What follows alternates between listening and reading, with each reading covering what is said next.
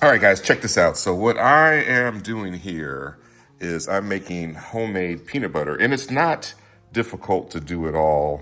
Marilyn used to make homemade peanut butter, and I've kind of hijacked the process. And I essentially do what she's doing. I may have modified a few things, but it's really easy. So the only thing you need is, I'll just walk through it here. She used to have a different blender that wasn't as powerful as this one. I bought this one from, it's a Ninja. I bought this one from Costco, and I think I got it for maybe 70 bucks on sale with a coupon. It's got the smoothie, low, high feature, pulse on and off. And then it's got the, I guess the blending container.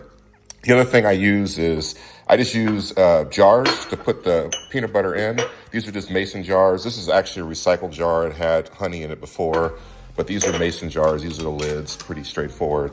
And then within the blender itself, I will take and put peanuts. I just get the unsalted, dry roasted peanuts from Whole Foods. You can get any kind of peanuts you want to. I recommend just double checking the ingredients and just making sure that you're only buying peanuts, that there's not a lot of other stuff that's mixed in. That way you can have a fairly pure product. You can choose to have the one that's salted or unsalted. I just go ahead and add my own salt at the end, but either option will work. I use Himalayan sea salt right here, as you can see. And then for flavoring, you can use sugar. I always use now honey, which is pretty straightforward. I've got a couple spoons that I use for tasting along the way. And then I've got a spatula to be able to get the peanut butter out of the jar, out of the container here and into the jar itself. And so what I've done essentially here is I've added 3 containers of peanuts, which is 16 times 3. And I think I paid maybe $3.29 for those. So that's what's inside of here. I also added some honey in here for sweetening purposes, and I've already put the salt in here as well. So with the salt, you just put some in there, a visible amount, and you can always add a little bit more later when you flavor it. Once it's done grinding and you've tasted it, then you can flavor it more if you need to. So what I'll do now is I'll go ahead and drop this onto the blender. There we go. And I'll go ahead and put the top on here. I think that goes that way. So if not, I've got to move it to the other side. Let's see, which way does it go? There we go. It's locked into place. I've got it plugged in. So I'll go ahead and turn it on. So what I usually typically do is I'll use the smoothie mode, but you can use low, you can use high. You just kind of wait for it to happen as it's starting to grind. So it's going to get noisy, but hang on a second. Here we go. I'll go ahead and start this here. And you can see it kind of alternates back and forth as it's grinding. And so it'll probably take about 3 to 5 minutes to be able to grind the peanut butter down. Eventually, you'll be able to see that it will turn into peanut butter, but you can see it starting to liquefy down there on the bottom. And eventually, everything will kind of shift down. And I think the other thing I didn't mention I put in there, I put a little bit of olive oil also as well. It's kind of an emulsifier. And I don't necessarily measure it. I just kind of just do it by eyeball. And you can see it's working here. So I'm gonna let this run for a little while and I'll check back with you guys in a second. All right, take a look at that there. I've already ran it on 2 cycles, and you can already see that the peanut butter is starting to form. The nuts are starting to slip down. So I'll go ahead and run it again here for a 3rd cycle. Like I said, it takes roughly about 5 minutes, and as the peanut butter starts to liquefy, it'll get very, very hot. So that'll make it very easy for you to get it outside of the container once it's ready to go. So I've already ran it 3 times on the smoothie mode, and you can see that the nuts have kind of fallen down inside of the unit.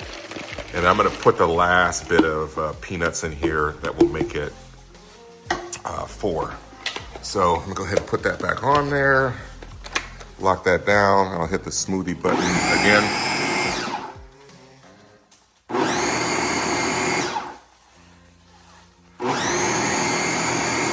And you can see it liquefying on the bottom, very much so. and it's starting to spread more towards the top. And if you look up here, you can see that the center is collapsing as the nuts kind of work their way into the blade.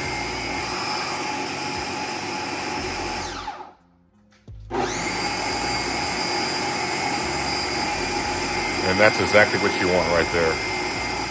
And this is working its way up.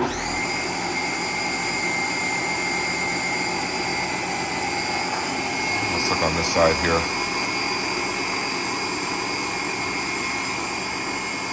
And then as you can see, the stuff that's sitting on the corner, it'll eventually work its way into the stream.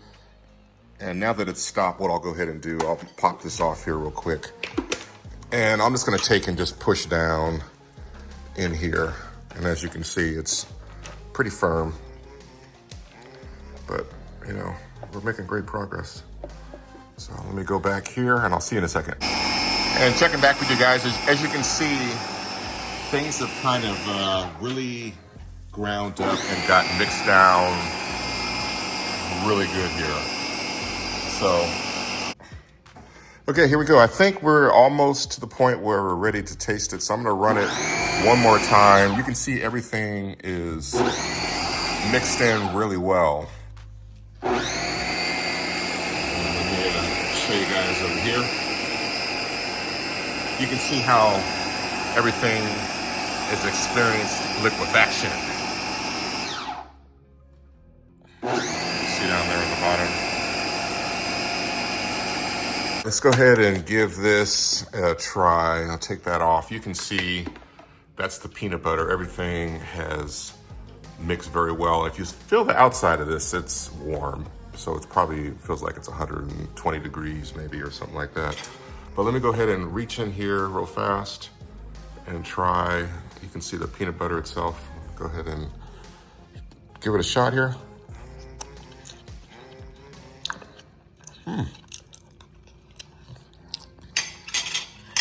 I think it's fine. I think it's good. You want to try some, baby? Sure. Okay, let me let Marilyn try a little bit here. See what she has to say. We're off camera. Oh, it's really good. Oh, okay. I think we're done. So that's it. That's how easy it is to make peanut butter. And what I'll do here is I'll take and pour this stuff. So it's pretty easy to pour into the jar and fill it up. So I'll come back in a second when I've got that all done.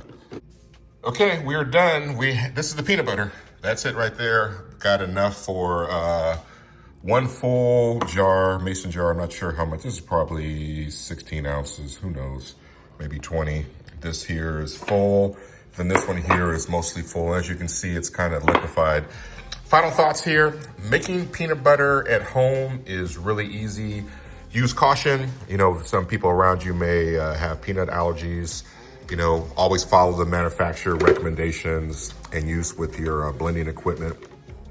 And one of the things that happens a lot of times, you go buy peanut butter in the store that doesn't have all the additives like the homogenized or hydrogenized shortening and all that. It separates. So this peanut butter is very, very shelf stable. I've left and gone on our honeymoon. We were gone for over a month. I had made some peanut butter maybe a week or two before that.